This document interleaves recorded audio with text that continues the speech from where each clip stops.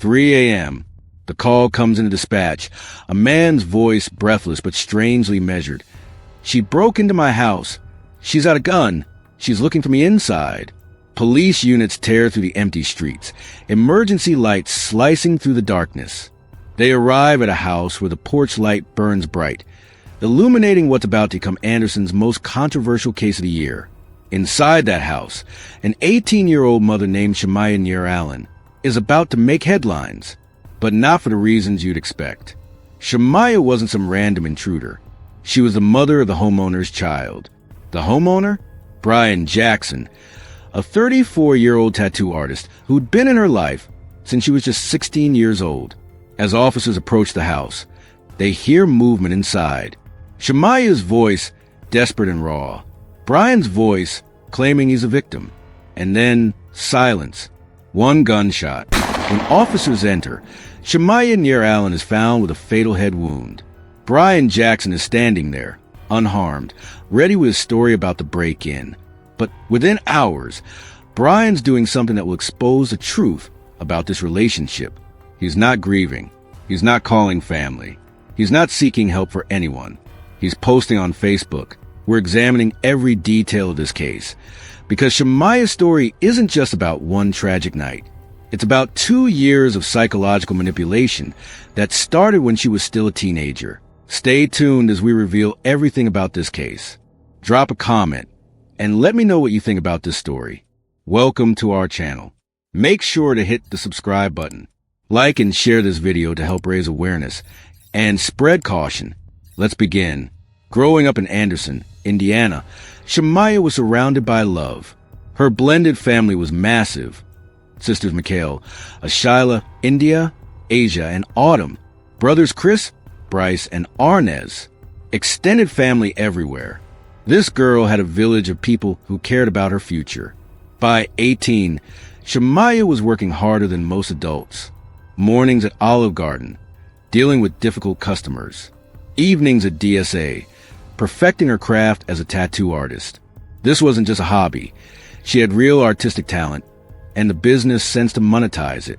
2 jobs, building a career, supporting herself and her 1-year-old son future. But at 16 years old, still a junior in high school, Shamaya crossed paths with Brian Jackson. He was 31. While she was worried about prom and graduation, he was a grown man with fully developed decision-making abilities, life experience, and the confidence that comes with being an adult. Indiana's age of consent laws made their relationship technically legal. But legal doesn't mean appropriate. Legal doesn't mean healthy. By 17, Shamaya was pregnant. She was still in high school when she got pregnant by a 33-year-old man, while her classmates were planning college visits. She was planning a nursery. Her family watched this unfold with growing concern. They tried to intervene, tried to show her the warning signs, tried to protect her from what they could see was an unhealthy dynamic. But Shamaya believed she was in love. What she didn't realize was that she'd become involved with someone who specialized in relationships with much younger women who didn't yet fully understand their worth.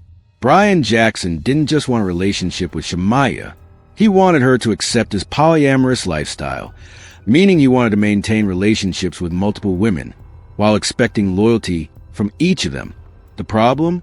Shamaya never agreed to this arrangement. At 17, she wanted what most teenagers want, to be someone's priority. Brian had other plans.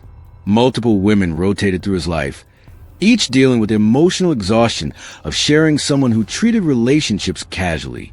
Shamaya was expected to accept this arrangement while watching her child's father prioritize other women. The psychological manipulation was textbook. Brian would tell Shamaya she was special, that she was different from the others, while simultaneously making it clear she'd never be enough on her own. Classic manipulation. Make someone feel chosen while ensuring they never feel secure. Shamaya wasn't built for these games. She wanted exclusivity, and she wasn't shy about expressing that. The problem? Brian seemed to thrive on the drama, the jealousy, the competition between his girlfriends, the constant emotional chaos. The other women in Brian's life weren't welcoming either. Multiple women, all competing for attention from someone who was playing them against each other. The tension was constant. Brian had children with multiple partners, creating a complex web of relationships that Shamaya had to navigate while trying to be a young mother herself.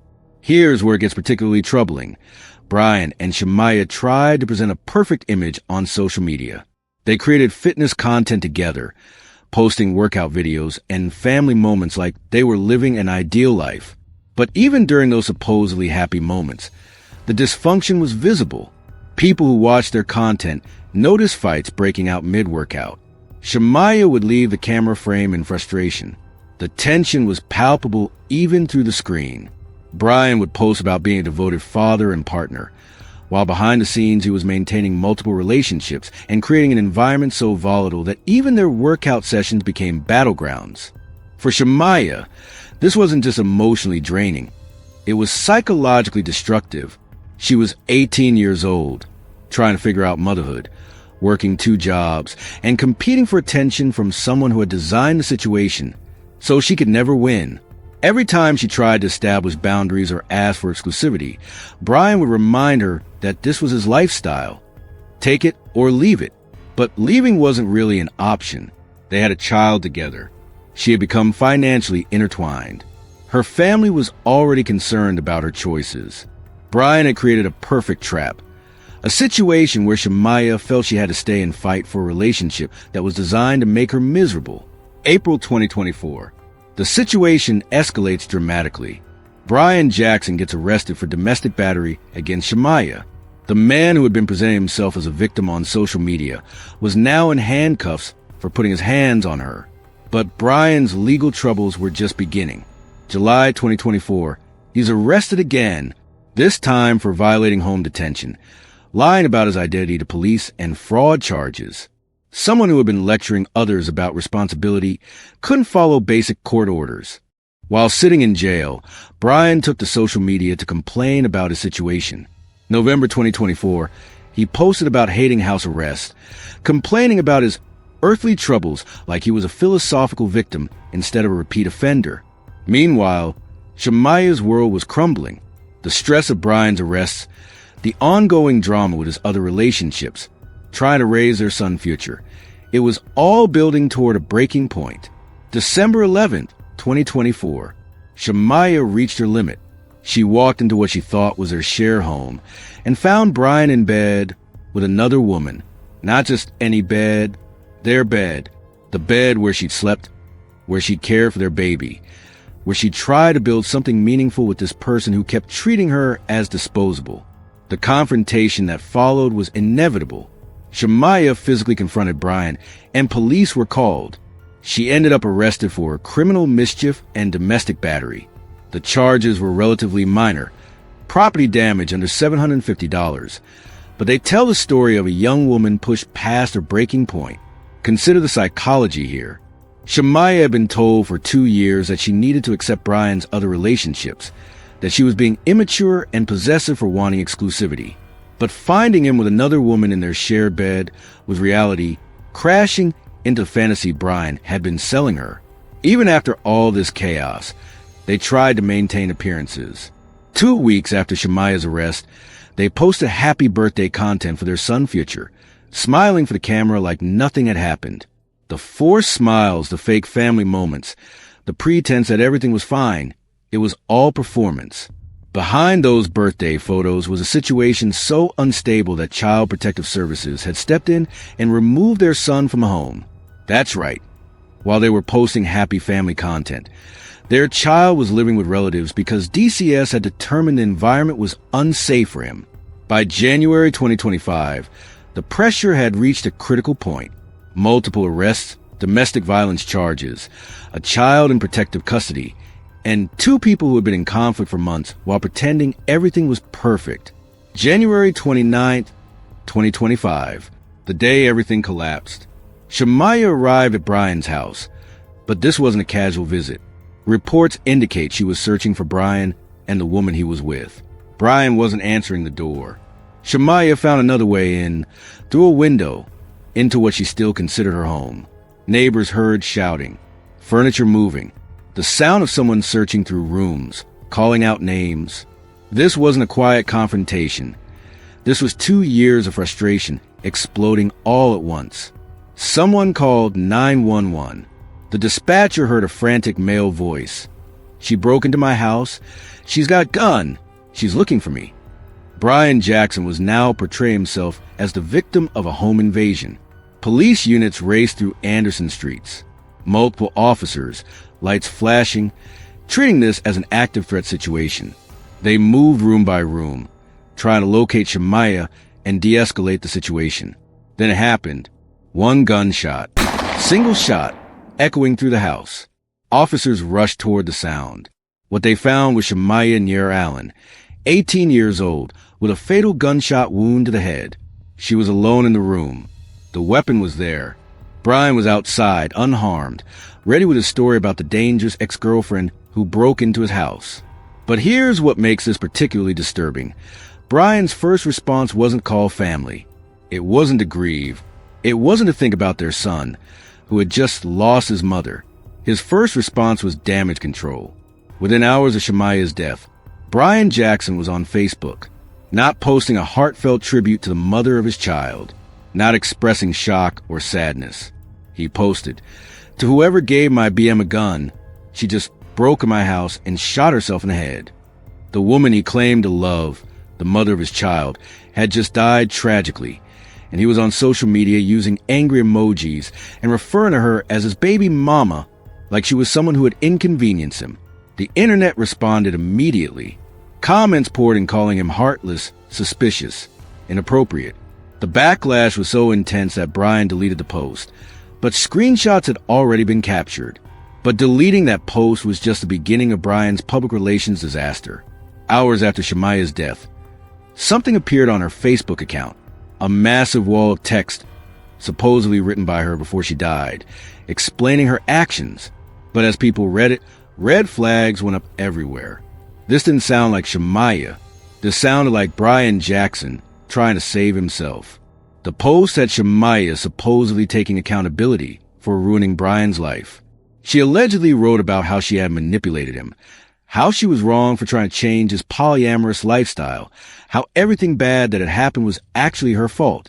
The post read like a love letter to Brian Jackson written by Brian Jackson himself. The supposed Shamaya wrote, "He was just right for me. I could write a book about the things that prove he loves me and that he's a great man." People who knew Shamaya started commenting, "This doesn't sound like her. She would never write like this." Someone else posted this.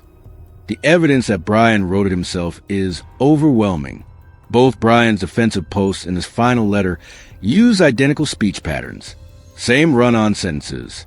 Same dramatic flair. Same victim mentality wrapped in fake accountability. Both hit the exact same talking points. "Nobody understands me. I was just trying to help. Everyone's judging me unfairly. Both use y'all constantly. SMH, shake my head. LOL in inappropriate contexts." The linguistic fingerprints were identical. The post offended Brian's character using information only Brian would know or care about. It mentioned his financial losses, his house, his car, his job, all framed as things Shamaya supposedly felt guilty about destroying. The fake letter went on for paragraphs, painting Brian as a misunderstood victim who lost everything because of Shamaya's jealousy. It even included a section about how Child Protective Services was wrong to take their son. When people directly asked Brian if he wrote Shamaya's final post, his response was telling. Instead of simply saying, "No, I didn't write it," he went into a defensive rant about death threats and people showing up at his house. Classic deflection. When caught in a lie, change the subject and play victim. While Shamaya's family planned her funeral, Brian Jackson launched into full victim mode. His social media became a showcase of narcissistic damage control. He posted rants about how he was the one suffering, how people were threatening him, how nobody understood what he had been through. The man whose girlfriend had just died was making it all about himself. But here's what's particularly galling. Brian became the very first donor to Shamaya's GoFundMe. He donated $100 like that was supposed to erase 2 years of psychological manipulation. The audacity is staggering. The same person who just faked her final letter was now playing grieving boyfriend, making a public donation so everyone could see what a good guy he was. Meanwhile, People were showing up at his house. Windows getting broken at 5 a.m. The internet had tracked down his address. And they weren't playing games. Brian's response? More victim posts.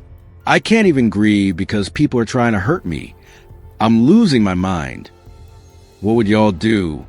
But the most heartbreaking voice in all this chaos belonged to Shamaya's mother, Danielle Pearson. Her GoFundMe post cut through Brian's noise. My daughter was manipulated by a 32-year-old man. He drove her to a different level of insanity. This man went as far as to create a post on her behalf after she had already passed. Danielle saw right through Brian's performance. She knew her daughter didn't write that letter. She knew Brian was playing victim while her family grieved a real loss. The contrast was stark. A mother's genuine pain versus a manipulator's theatrical performance. This case exposes something deeply troubling about how we handle predatory relationships. Brian Jackson didn't break any laws when he started pursuing 16-year-old Shamaya, but legality doesn't equal morality. The power imbalance was enormous. A 31-year-old man with life experience targeting a teenager still figuring out who she was. By the time she realized she was trapped, she had a baby, financial dependence, and years of psychological conditioning telling her this was normal. Social media became both weapon and evidence. Brian used it to control narratives, create fake letters, and play victim. But it also preserved his lies for the world to analyze. Young mothers like Shamaya face impossible choices. Stay in toxic relationships or risk losing everything. Society failed her by normalizing age gaps that create these power imbalances. The hashtag Justice for Nyair Allen isn't just about one case. It's about recognizing that legal doesn't mean safe, and that we need better protection for vulnerable young women caught in these predatory dynamics. The official story? Shamaya broke in, police arrived, single gunshot. Case closed. But the inconsistencies are glaring. Why did Brian immediately post angry emojis instead of calling for help? Why fake an entire letter in her voice? Why become the first GoFundMe donor if he's truly innocent? The timeline doesn't add up. The behavior doesn't match genuine grief. The desperation control the narrative raises serious questions. Shamaya's final moments remain a mystery, but Brian's actions afterward tell their own story. An innocent person doesn't need to steal a dead woman's voice to defend themselves. Shamaya left behind her 1-year-old son Future and an unborn child. She deserved so much better than the manipulation and psychological warfare she endured. This case isn't over. The questions remain. The inconsistencies demand answers. Justice for Shamaya means holding people accountable for predatory behavior, even when it's technically legal. It means protecting young women from manipulative older partners. It means recognizing that age gaps in relationships involving teenagers aren't just about love. They're about power. Subscribe now to follow every twist and turn, because the fight for justice for Shamaya is far from over.